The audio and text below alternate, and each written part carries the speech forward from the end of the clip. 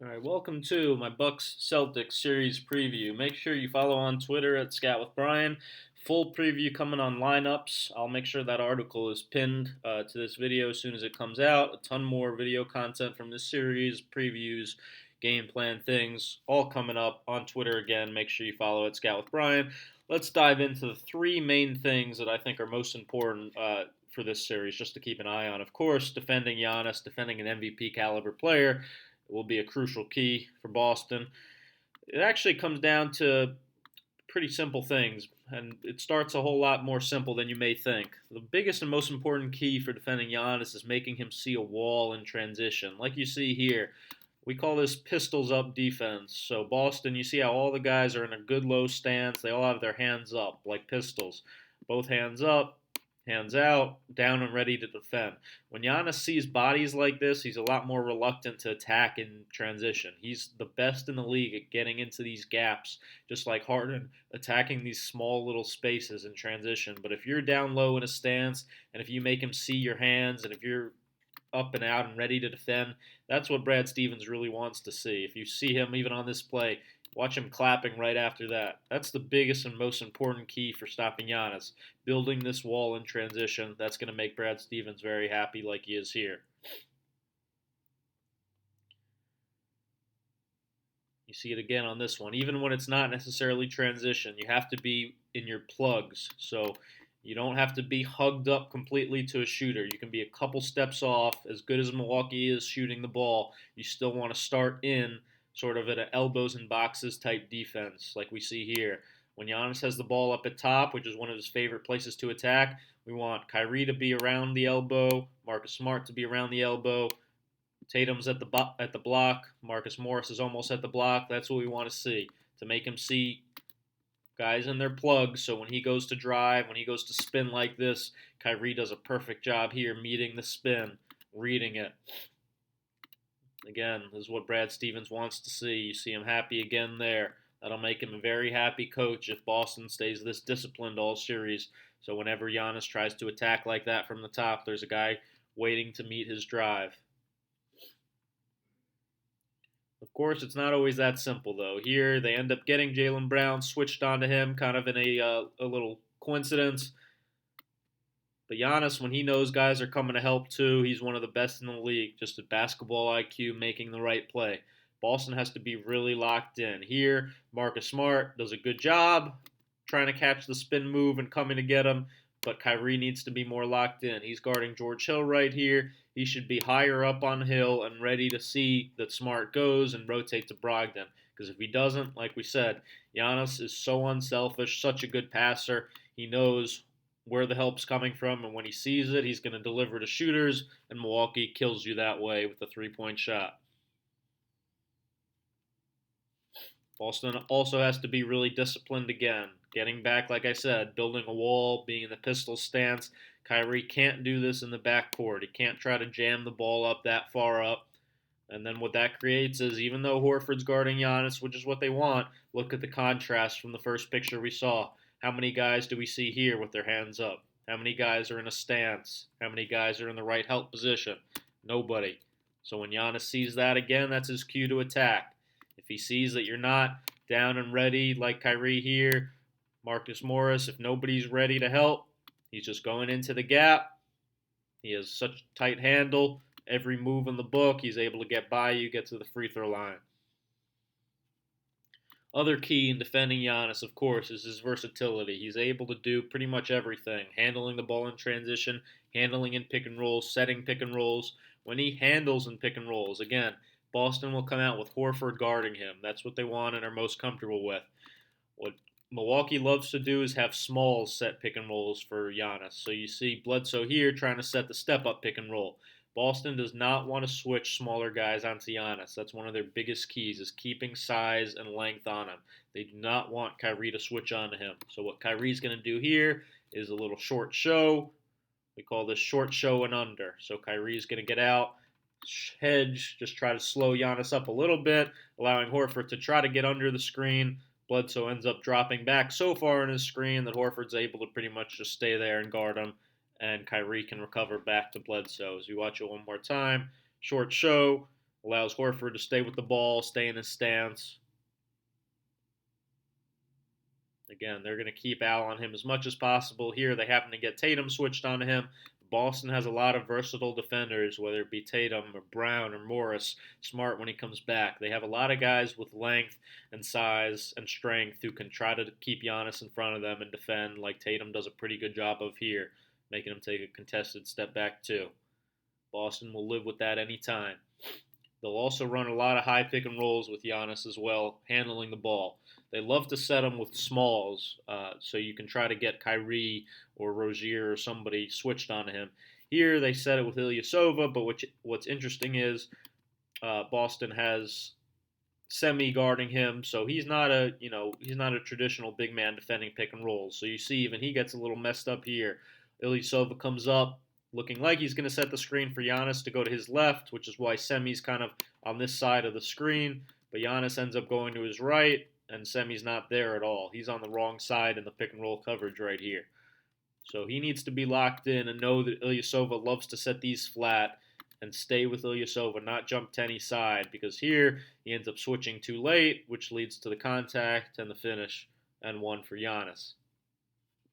On top of handling the ball, Giannis will also set it, as I mentioned, like a big. He resets the high pick and roll, and that's when we're going to see a lot of this peel back switch concept that I'll dive more into later in this video, since Milwaukee's going to do it a lot as well. But what ends up happening is when Brogdon gets downhill and Rozier sees the back of his jersey, he's just going to switch. So Horford's going to end up taking the ball, take Brogdon, which leaves Rozier on Giannis for a second. But what Boston has to be really locked into, again, is kicking him out whenever this happens, kicking Kyrie out. We don't want Rozier or Kyrie having to guard Giannis in the post. So Tatum really should be the guy right here to kick Rozier out, and that would be really easy for Rozier to get right here. He doesn't see it, though. Jaylen Brown, to his credit, down here, he sees it, so he's going to kick Rozier out.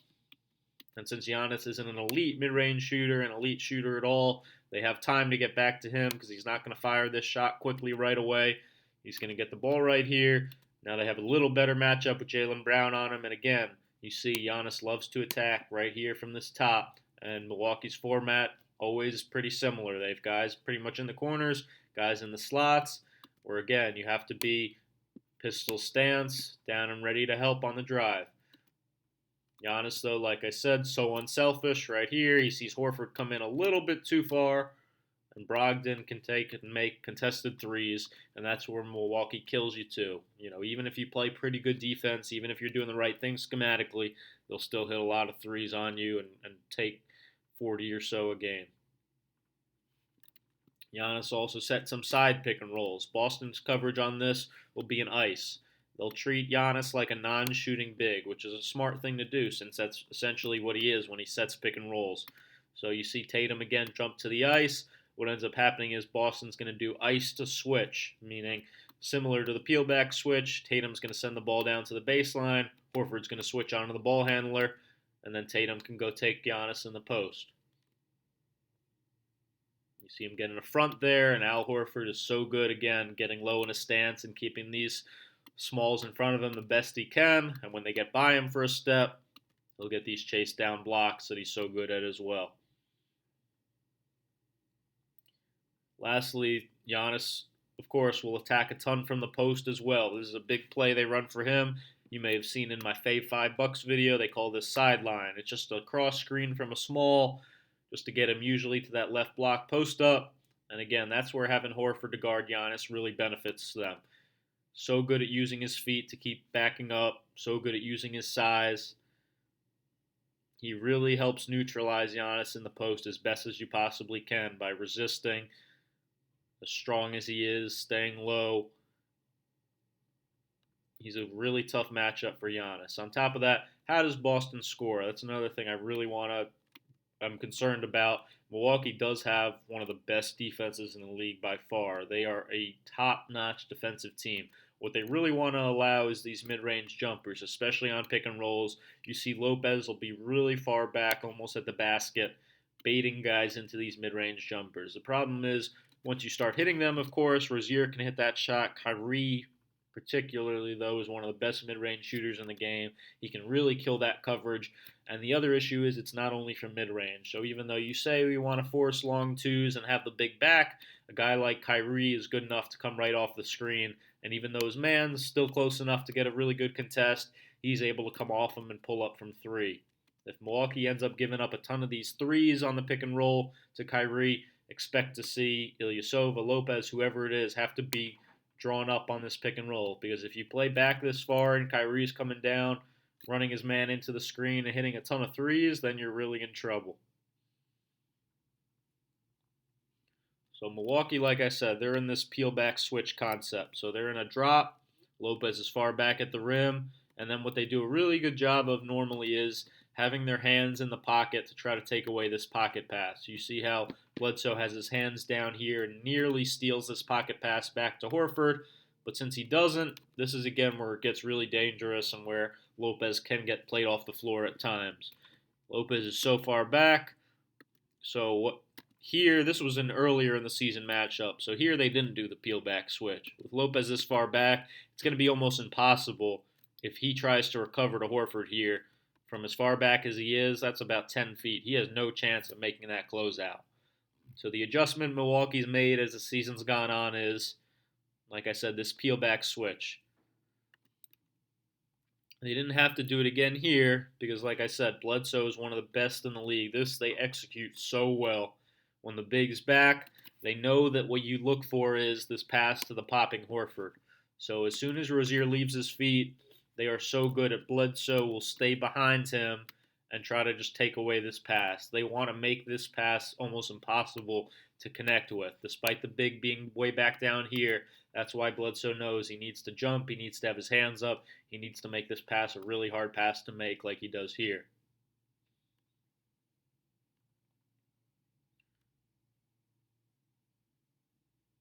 Here we kind of end up seeing the peel back switch, just by coincidence again, because Bledsoe falls down.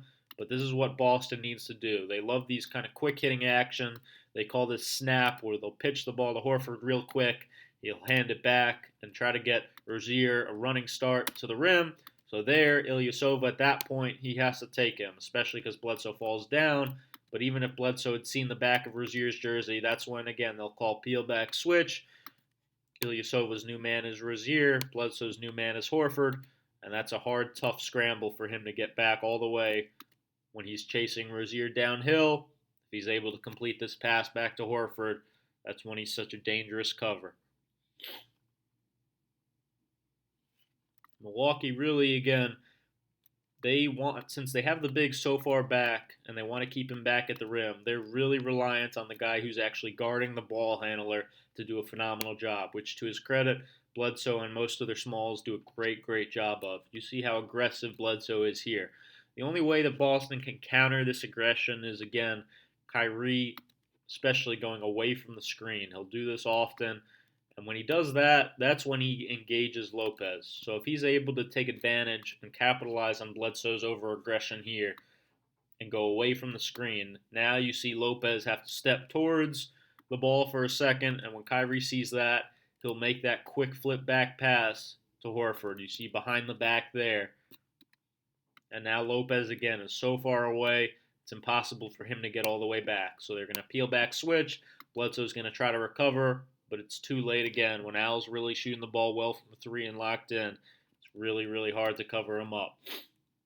Here, Bledsoe again, you see him so aggressive, trying to not even let Kyrie use the screen. Kyrie, though, does a great job, once again, of just putting pressure on this drop coverage, putting pressure on Lopez, going at him. And Horford's one of those guys. He can shoot the three. He can also take a step in if need be. You see Milwaukee, again, a huge principle for them is having their hands in the pocket. You see Bledsoe doing a great job there, trying to take away the pocket pass. Lopez as well, having their hands in the pocket. Kyrie, though, good enough passer to still get that bounce pass in the pocket, creating that pop two for Horford. Finally, Brook Lopez setting pick and rolls, obviously one of the best elements of Milwaukee's offense for most of the season. I think Boston can do a pretty good job of neutralizing those. This wasn't exactly a high pick and roll, but it's similar to just the peel back switch concept. So Boston will have Marcus Morris guarding Lopez since they want Horford on Giannis. And Morris is a guy who's able to then switch pick and rolls a lot easier. He's able to switch on to Bledsoe here, and then it's a pretty easy switch for Kyrie to guard Lopez, since Lopez really doesn't want the ball in the post. Horford's a guy who can really post up on a mismatch and take advantage of it. Lopez pretty much just wants to be outside on the perimeter. So we see here the way Milwaukee's going to try to attack these switches is not with Lopez, but it's instead with the small. So even though this isn't a great matchup for them, they'll try to ISO against Marcus Morris, against Brown, against Tatum, whoever gets switched onto the smalls. And here Marcus Smart does a great job of just mucking it up, being in a good help position, and stealing from behind right there. Again, when Lopez will set for Giannis a lot. So here's how Boston's going to cover this. Once again, Horford on Giannis, Marcus Morris on Lopez. That's an easy switch for them. They don't mind having to go just put Marcus Morris on Giannis. He's a pretty good defender on him. Again, Horford on Lopez obviously is an easy matchup. And Morris will just try to sag off Giannis a few feet. You see Tatum again, the pistol stance. Great job right there. Being in good help spot. They'll live with Giannis taking contested threes any day of the week. And then again, just a lot of guys that they can switch onto. Middleton will handle in a lot of pick and rolls with Lopez. Here, Horford happened to be guarding Lopez, so he's going to switch on to Middleton. And Al does a good job again. Milwaukee loves to just straight up ISO you, try to take you down off the dribble. Horford does a great job.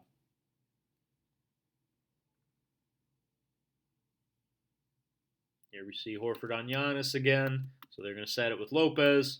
Once again, Morris is an easy switch onto Bledsoe. So they will occasionally roll Lopez down to the post, which again is not a great matchup for Kyrie to guard him in the post. But what Boston has to do again a good job of when they see that is these kick out switches. Somebody right here, right away, Tatum should have taken him, or Marcus Smart should have taken him and kicked Kyrie out.